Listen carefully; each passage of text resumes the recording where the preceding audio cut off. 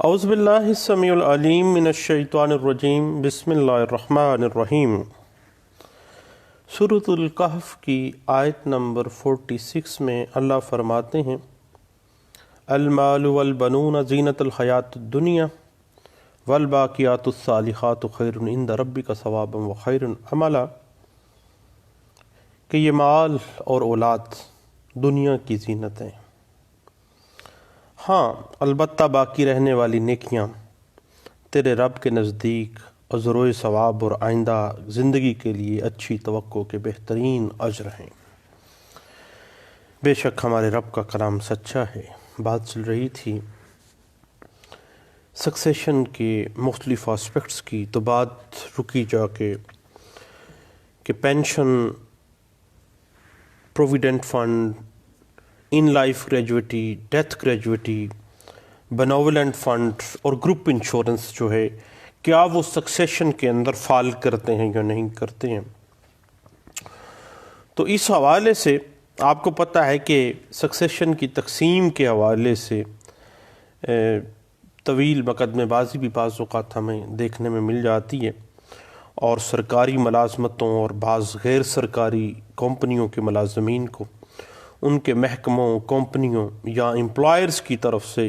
مختلف قسم کے جو پینشنز، فنڈز اور جو گریجویٹیز ملتی ہیں، اس کے بارے میں سوال اٹھتے ہیں کہ کیا ان چیزوں کے اوپر، اس پینشن پر، اس پروویڈنٹ فنڈ پر، اس گریجویٹی جو ان لائف تھی یا آفٹر ڈیتھ تھی، گروپ انشورنس تھی، بینوولنٹ فنڈ تھا، کیا اس کے اوپر مرحوم کے قانونی ورثاء کا حق ہے، اور کیا وہ اسی طرح تقسیم ہوگا جس طرح سے دوسری وراثت تقسیم ہوگی، یا صرف یہ ان لوگوں کا حق ہے جن کی مرنے والے نے کسی فنڈ یا پالیسی کے حوالے سے نومینیشن کی ہوئی ہے۔ اس حوالے سے ہم اگر بات کو تھوڑا سا آگے لے چلیں کہ اسٹیٹ کیا ہے، ترکہ کیا ہے۔ مرنے والے کے چھوڑے ہوئے ترکے سے مراد تمام موویبل اور اموویبل پراپرٹیز، جو نقدی رقم یا دیگر تمام اشیاء جو کہ مرنے والے کی ملکیت تھے اور اس پر مرنے والے کا مکمل کنٹرول تھا کہ وہ اس بابت بیع، تبادلہ منتقلی یا دیگر سامان، کسی طرح کا بھی کوئی معاملہ وہ کر سکنے کا اہل تھا، کیونکہ وہ کمپلیٹ آنرشپ میں تھا اس کے۔ اس کے بعد اگر ہم آگے چلیں تو ہماری اعلیٰ عدلیہ نے پاکستان کے اندر مختلف کیسلاس میں اس بات کی وضاحت کی ہے کہ کون سا فنڈ یا پالیسی جو ہے وہ سکسیشن کے اندر، اسٹیٹ کے اندر شامل ہوگی، اور وہ اس کا سکسیشن سرٹیفکیٹ لیا جائے گا اور اس کو اس کے ترکے میں شمار کرتے ہوئے آگے چلا جائے گا، اور کون سی ایسی اسٹیٹ ہے جس پر قانون وراثت کے مطابق ورثاء کا قانونی حق ہے، اور کون سی پالیسی یا فنڈ جو ہے وہ اسٹیٹ میں اور انہیریٹنس میں نہیں جائے گی، سکسیشن میں نہیں جائے گا، اور اس پر سکسیشن ایکٹ 1925 جو ہے وہ اپلائی نہیں ہوگا۔ سب سے پہلے ہم بات کرتے ہیں پروویڈنٹ فنڈ کی۔ یاد رکھیے گا کہ پروویڈنٹ فنڈ سے ملنے والی رقم جو ہے وہ اسٹیٹ یعنی ترکے کے اندر شامل ہے۔ اس کی وجہ یہ ہے کہ اس فنڈ میں ملازم کی تنخواہ سے رقم کاٹ کر جمع کی جاتی ہے، جو کہ ملازم کا حق ہوتا ہے اور ہر حال میں اس کو ملنا ہوتا ہے، اور اس پروویڈنٹ فنڈ کا مطالبہ وہ اپنی زندگی میں بھی کر سکتا ہے، یہ چونکہ ملازم کا لازمی مالی حق ہے جو کہ اس کی ملکیت وراثت میں فال کر جاتا ہے اس کے مرنے کے بعد، اور اس کے مرنے کی بعد یہ ایک ترکہ شمار کیا جائے گا، اور اگر اس کی فوتگی کے بعد یہ پروویڈنٹ فنڈ ملتا ہے تو اس کا جو فنڈ ہے وہ سارے ورثاء میں جو حصہ برابر جصہ، جس طرح سے اسلامی شریعت نے ان کے حق متعین کیے ہیں اسی کے مطابق ان کو تقسیم کر دیا جائے گا۔ اس حوالے سے P L D 1974 supreme court page 1985 PLD 1991 supreme court of Pakistan page 731 اور 2013 CLC page 1834، 2014 CLC page 126 Peshawar high court اس بات کو انٹرپریٹ کرتی ہے۔ اور یاد رکھیے گا کہ پروویڈنٹ فنڈ جو ہے وہ ہمیشہ سے سیکشن 372 سکسیشن ایکٹ 1925 کے تحت جو ہے یہ اسٹیٹ کے اندر فال کرے گا، اور اس کے لیے سکسیشن سرٹیفکیٹ کا جو پروسیجر ہے وہ اسی طرح سے چلے گا۔ اس بات کی انٹرپریٹیشن 2019 کی ایک لینڈ مارک ججمنٹ ہے، 2019 PLD پیج 01 ہے، کراچی ہائی کورٹ کی ججمنٹ ہے، ضرور دیکھیے گا۔ اس کے بعد فیملی پینشن اور ان لائف اور ڈیتھ گریجویٹی کی بات کرتے ہیں کہ فیملی پینشن اور ڈیتھ گریجویٹی جو کہ کسی ادارے میں کام کرنے والے ملازم کے گھر والوں کو اس کی وفات کے بعد دی جاتی ہے، وہ محض ایک عطیہ ہے، اور اس کی جو تقسیم ہے وہ انہیریٹنس کے سکسیشن کے اصولوں پر نہیں ہوتی ہے۔ ڈیتھ گریجویٹی پر کسی بھی ملازم کا اپنی زندگی میں ایسا حق نہیں ہوتا ہے جس کا وہ لازمی مطالبہ کر سکے۔ یہ ایک عطیہ ہے، اور دینے والے کو حق حاصل ہے کہ وہ مرحوم کے خاندان میں جس کو چاہے یا اس کے نومینی کو دے۔ اس وجہ سے یہ قابل میراث نہیں ہے، جو حقدار ہے اس کو ملے گی، اس کی بیوہ کو یا اس کی بیٹی کو اس کے مرنے کے بعد۔ اس بات کو ابھی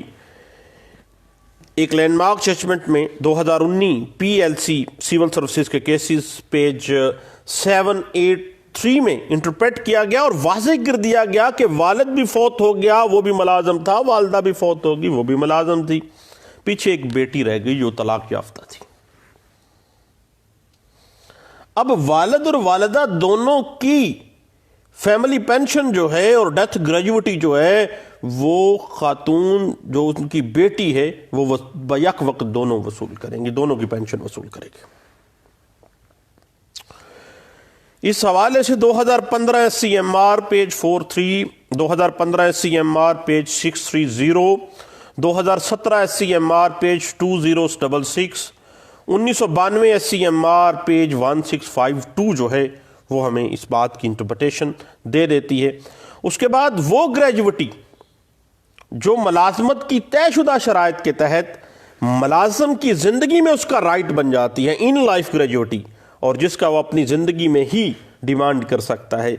وہ اس کی اسٹیٹ میں شامل ہوتی ہے،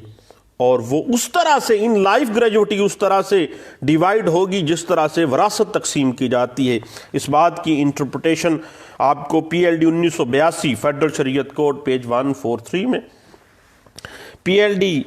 1989 لاہور ہائی کورٹ پیج 35 میں آپ کو ملے گی، اور واضح ہو جاتا ہے کہ جو ان لائف گریجویٹی ہے، جو GP فنڈ ہے، وہ اسٹیٹ ہے، وہ اپنی لائف میں ڈیمانڈ کر سکتا تھا، اس نے لے لی ہے، وہ اس کی اسٹیٹ بن گئی، اس کا ترکہ بن گیا، اور وہ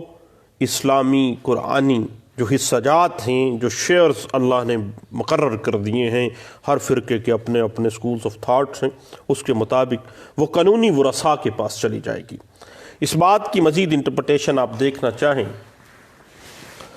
تو PLJ 1999 Lahore high court page 907 میں ہمیں اس بات کی انٹرپریٹیشن ملتی ہے۔ اس کے بعد بات چل نکلتی ہے پینشن، جو فیملی پینشن ہے جو ملازم کی زندگی میں واجب الادا ہوتی ہے، جس کا وہ مطالبہ اپنی لائف میں بھی کر سکتا ہے آفٹر ریٹائرمنٹ، یا اپنی ملازمت سے فارغ ہونے کے بعد۔ وہ اس ملازم کی جو پینشن ہے اس کی اسٹیٹ کہلاتی ہے، اور اگر جو اس کی لائف میں اس کے پاس آ گئی ہے وہ اسٹیٹ ہے، اور وہ تمام ورثاء میں وہ تقسیم ہوگی۔ لیکن فیملی پینشن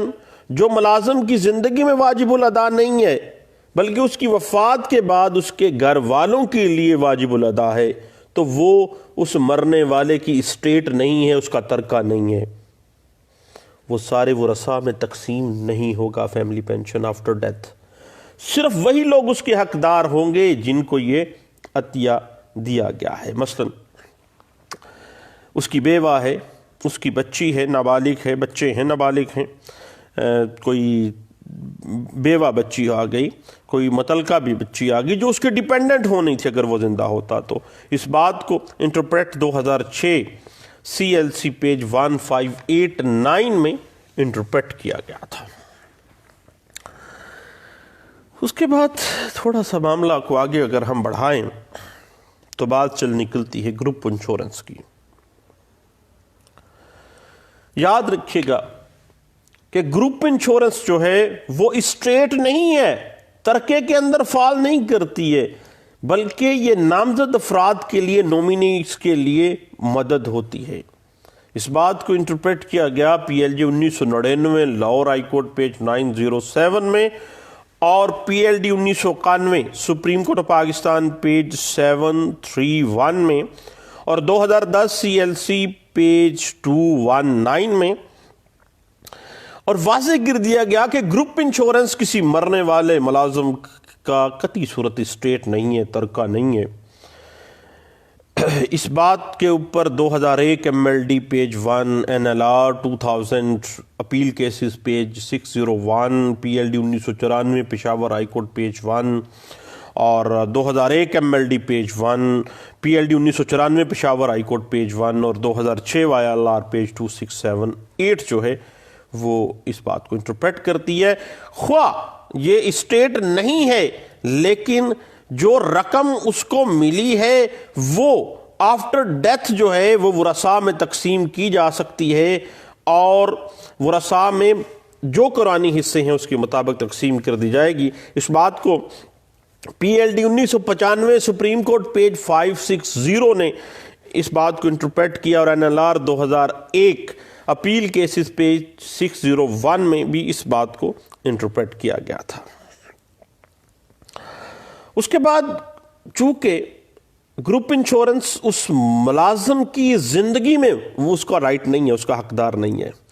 اس وجہ سے جب وہ مر جاتا ہے تو گروپ انشورنس ایک عطیہ ہے اور ترکے میں شامل، اسٹیٹ میں شامل نہیں ہے. اور جن افراد کو رقم دی جائے گی اس کا تعین ہمیشہ سے اکارڈنگ ٹو دا سکسیشن کیا جائے گا، میراث کے حکم کے مطابق جو ہے اس کی تقسیم کی جائے گی. اس بات کی انٹرپریٹیشن آپ کو PLD 1991 سپریم کورٹ پیج 731 میں آپ کو ملے گی. اس کے بعد بات آگے چل نکلتی ہے ایک ملازم کے بینوولنٹ فنڈ کی.